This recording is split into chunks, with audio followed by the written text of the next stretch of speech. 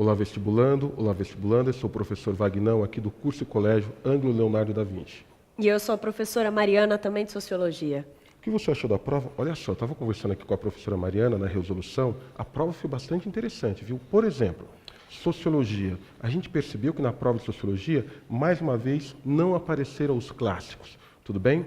Bom, uma questão que foi muito importante para você conseguir fazer os exercícios era a questão da desigualdade, que inclusive aparece na questão 69, que cita inclusive o camarada Zygmunt Bauman, tudo bem? Falando que de uma nova forma de segregação social.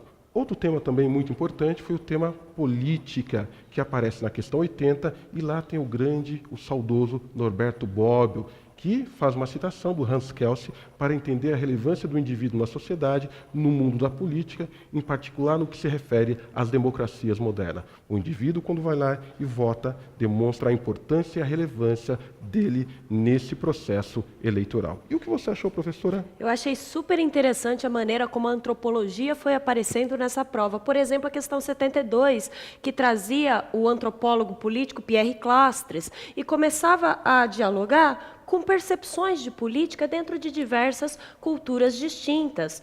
Outra questão que também trabalhou isso foi a questão 68, que trouxe um textinho muito interessante do Mia Couto, falando sobre como algumas línguas em Moçambique tratam da palavra pobre. Então, era muito necessário ter na cabeça concepção sobre etnocentrismo, para você interpretar aquele texto e entender que ele está falando de uma diversidade de pensamento sobre algumas questões políticas, inclusive. Então, foi muito interessante essa antropologia política que foi aparecendo também. Então, não foi uma impressão. Na verdade, a política, mesmo na questão da antropologia, a política teve uma certa centralidade. O que demonstra o quê? Essa interação entre sociologia, política e antropologia. Algo que está muito presente aqui no curso de Sociologia do ensino médio.